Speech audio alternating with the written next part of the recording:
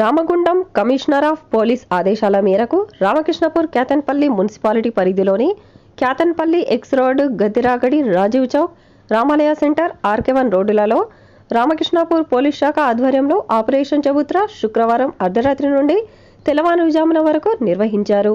రోడ్డుపై వెళ్తున్న వాహన చోదకుల పత్రాలను పరిశీలించారు. అనుమానితుల వివరాలు సేకరించారు. రాత్రి వేళల్లో ప్రధాన కూడళ్లు, వీధులలో, ఫుట్పాత్లపై గుంపులుగా తిరుగుతున్న వారిని, మద్యం సేవించి డ్రైవింగ్ చేస్తున్న వారికి కౌన్సిలింగ్ ఇచ్చారు మరియు వారి తల్లిదండ్రులను కూడా పిలిపించి కౌన్సిలింగ్ ఇస్తాము అని తెలిపారు.